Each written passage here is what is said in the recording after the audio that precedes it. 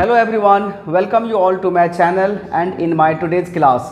तो आज जो है वो हम लोग क्लास 10th स्टैंडर्ड का जो है वो चैप्टर करने वाले हैं from NCERT book math. And the first chapter you all know the name of the chapter is what, that is real number.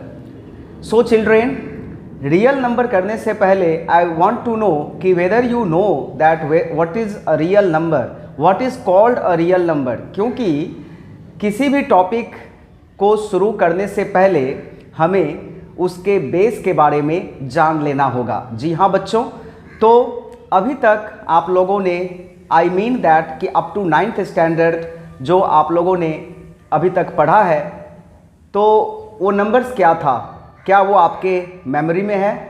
अगर है तो बताइए कि आपने होल नंबर पढ़ा, नेचुरल नंबर पढ़ा, रैशनल पढ़ा, इरेशनल पढ़ा, इवन पढ़ा, ऑड पढ़ा। तो ये सारे के सारे नंबर्स जो है वो आपने पढ़ा है और आप जानते हैं। अगर हम लोग स्टार्टिंग से जाएं तो जब आप छोटे थे तो आपको बताया गया कि what is called whole number, what is natural number, even number, odd number. इसके बाद थोड़ा सा जब आप बड़े हुए तो आपको बताया गया कि what is prime number, what is composite number. फिर आपको बताया गया कि how we can represent different type of numbers on a number line. जब आप और थोड़ा बड़े हुए तो आपको बताया गया कि what is rational number, what is an irrational number. तो इस तरह के से जो है वो स्लोली जो है वो आपने डिफरेंट टाइप ऑफ नंबर्स के बारे में जाना। और अभी क्लास 10th स्टैंडर्ड में जो आपके सामने फर्स्ट चैप्टर दिया गया वो दिया गया what is a real number. तो रियल नंबर इज़ नथिंग, जो नंबर्स आपने अभी तक पढ़ा है और सारे के सारे नंबर्स जो है वो नंबर लाइन के ऊपर रिप्रेजेंट किया जा सकता है। You can represent whole number on a number line, you can represent natural number on a number line, you can represent rational number on a number line, fraction on a number line, even irrational number also on a number line. And children, real number is nothing but the collection of all these numbers are called real number. आज का जो class है वो हम लोग एक story से शुरू करने वाले हैं। और स्टोरी कुछ ऐसा है कि एक जो व्यापारी है वो अपने बास्केट में कुछ अंडे लेकर के सड़क के किनारे से जा रहा था और रास्ते में उसकी किसी से बहस हो गई। और इस बहस में उस व्यापारी के टोकरी में जो अंडे रखे हुए थे वो नीचे गिर जाता है और सारे अंडे टूट जाते हैं। तो फिर वो जो व्यापारी है जिससे उसकी बहस हुई थी उससे कहता है कि यू हैव टू पे for all my broken eggs. और ये मामला जो है वो पंचायत में चला जाता है। तो पंचायत में जाने के बाद व्यापारी से पूछा जाता है कि आप बताइए कि आपके टोकरी में कितने अंडे थे। तो व्यापारी इसका जो आंसर है वो कुछ इस प्रकार से देता है। वो कहता है कि सर, अगर टोकरी में रखे गए अंडे को दो दो करके हम अगर उसका पेयर करें, यानी कि दो दो करके ग्रुप करें, तो एक अंडा बच जाएगा। अगर हम तीन तीन के ग्रुप में बांटें तो दो अंडा बच जाएगा। अगर हम लोग चार चार चार करके उसको ग्रुप करें तो तीन अंडे बच जाएंगे। अगर पाँच पाँच पाँच करके ग्रुप करें तो चार अंडे बच जाएंगे। छः छः करके ग्रुप करें तो पाँच अंडे बच जाएंगे। और अगर सात सात सात करके ग्रुप करें तो एक भी अंडा नहीं बचेगा। और उसके बाद वो कहता है कि मेरा जो टोकरी है उसमें 150 अंडे ही आ सकते हैं, उससे ज़्यादा अंडा नहीं आ सकता है। तो बच्चों, द क्वेश्चन इज, अभी उसके टोकरी में कितने अंडे हैं ये आपको बताना है। ये एक तरह का पजल है। तो व्यापारी के बास्केट में कितने अंडे रखे हुए थे इसका पता कैसे किया जाए, तो आइए हम लोग जानते हैं। व्यापारी ने क्या कहा कि अगर, अच्छा ठीक है, हम टोटल अंडा को जो है ए लेट कर लेते हैं, यानी कि टोटल जो एग है, टोटल एग उसको हम लोग ए लेट कर लेते हैं। और वो क्या कहता है कि अगर साथ साथ करके हम इसे ग्रुप में बांटे तो फिर 0 अंडा बचता है, यानी कि a is equal to 7q plus 0 for some integer q। चलिए इसको सॉल्व करते हैं। अगर इसको 6 करके ग्रुप में बांटे तो फिर 5 अंडा बच जाता है। अगर 5 करके ग्रुप में बांटे तो 4 अंडा बच जाता है। अगर 4 करके ग्रुप में बांटे तो 3 अंडा बच जाता है। अगर 3 करके ग्रुप में बांटे तो 2 अंडा बच जाता है। और अगर 2 करके ग्रुप में बांटे तो 1 अंडा बच जाता है। तो इसे मैथमेटिकल एक्सप्रेशन में जो है वो लिख दिया गया है। अब क्वेश्चन है कि इससे हमें कैसे पता चलेगा कि उस टोकरी में कितने अंडे थे। अब चलिए ए का वैल्यू जो है वो 150 हो सकता है या फिर उससे कम हो सकता है। ए का वैल्यू जो है वो 150 से बड़ा नहीं हो सकता है, 150 से बड़ा नहीं हो सकता है। और जो अपना फर्स्ट है वो क्या है कि अगर 7 करके ग्रुप करें तो 0 अंडा बच रहा है। अब यहाँ से जो है वो शुरू होगा ट्रायल एंड एरर मेथड। तो ट्रायल एंड एरर मेथड में क्या करेंगे हम लोग, 7 के मल्टीपल को लेंगे, we will take all the multiple of 7 और हम लोग ट्रायल एंड एरर मेथड से पता करेंगे कि 7 का वो कौन सा मल्टीपल है वो जो इन सारे कंडीशंस को सेटिस्फाई करता है, यानी कि सारे के सारे जो शर्त है यहाँ पर जो मैंने लिखा हुआ है वो सब उसमें फिट हो जा रहा है। तो अब देखिए यहाँ से हम लोग शुरू करेंगे नीचे से। तो अगर मैं 7 को 2 से डिवाइड करूँ तो 2 3 जा 6, तो 2 3 जा 6 तो 1 रिमाइंडर हो रहा है, तो ये कंडीशन वेरीफाई हो रहा है। लेकिन अगर 7 को 3 से डिवाइड करूँ तो 3 2 जा 6, उसमें 1 बच रहा है अंडा, तो यहाँ पे 2 दिया हुआ है तो 7 नहीं होगा। अब देखिए अगर मैं 14 को ट्राई करूँ तो 14 को 2 से डिवाइड करेंगे तो रिमाइंडर विल बी 0, तो 14 तो होगा ही नहीं। अब आइए 21 लेते हैं। तो 21 को अगर 2 से डिवाइड करेंगे तो 1 विल बी द रिमाइंडर, तो ये कंडीशन इसमें वेरीफाई हो रहा है। बट 21 को जब 3 से डिवाइड करेंगे तो 0 हो जाना चाहिए था अंडा। अगर टोकरी में 21 अंडा है और 3 करके ग्रुप बांटेंगे तो फिर कोई भी अंडा बचेगा नहीं ना, तो फिर ये नहीं हो रहा है, तो 21 will not be the answer. अब चलिए इसके आगे का नंबर 28 लेता हूँ। तो ये भी जो है हम लोग हमेशा यहाँ से शुरू करेंगे। तो 28 को 2 से डिवाइड कीजिए तो 1 तो रिमाइंडर बचेगा नहीं, कोई भी अंडा नहीं बचेगा अगर पेयर करके करेंगे। तो 7 का जितना भी इवन मल्टीपल है वो तो होगा ही नहीं। 7 का मल्टीपल अगर वो 3 का भी मल्टीपल होता है तो वो नंबर भी नहीं होगा। तो इस तरह से हम लोग चेक करते जाएंगे। और ऐसा आप मत सोचिए कि आपको बहुत ज़्यादा जाना पड़ेगा दूर, 150 से ऊपर नहीं जाना है। जो लिमिट है वो दे दिया गया है कि टोकरी में 150 अंडे ही आ सकते हैं, उससे ज़्यादा नहीं आ सकते हैं, तो आपको 150 के नीचे ही जाना है। तो इस तरह से जब आप ट्रायल एंड एरर से करते करते करते करते करते करते आप 119 के नंबर पर पहुंचेंगे, 119 पर जब पहुंचेंगे, और ये 7 का मल्टीपल है ना, 7 से ये कितना बार में आता है, 7 1 जा 7 एंड 7 7 जा 40, यानी कि 17 टाइम्स में आता है। यानी कि 7 को अगर हम लोग 17 टाइम्स पढ़ेंगे तो 119 आएगा, यानी कि it is a multiple of 7। इसके लिए मैंने आपको बताया। अब चलिए 119 को हम लोग चेक करते हैं। तो 119 को अगर आप 2 से डिवाइड करेंगे, 119 को अगर हम लोग 2 से डिवाइड करेंगे तो आपका जो रिमाइंडर है वो 1 बचेगा, यानी कि 1 अंडा यहाँ पर बच जाएगा। तो ये कंडीशन हो गया। अगर 119 को आप 3 से डिवाइड कीजिएगा, 119 डिवाइडेड बाय 3, तो 3 3 जा 9 और ये 2 9 29 होता है, तो 3 9 जा 27। तो आप पाएंगे कि 2 अंडा जो है वो इसमें बच जाएगा।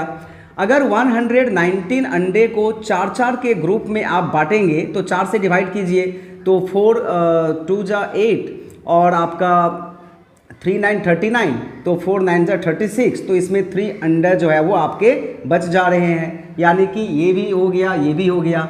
अब अगर 119 अंडे को अगर 5 के ग्रुप में आप डिवाइड कर दें, तो 5 से इसको डिवाइड करेंगे तो कितना होगा, 5 2 जा 10 और 1 9 19, तो 5 3 जा 15, 4 अंडे इसमें भी बच जाएंगे।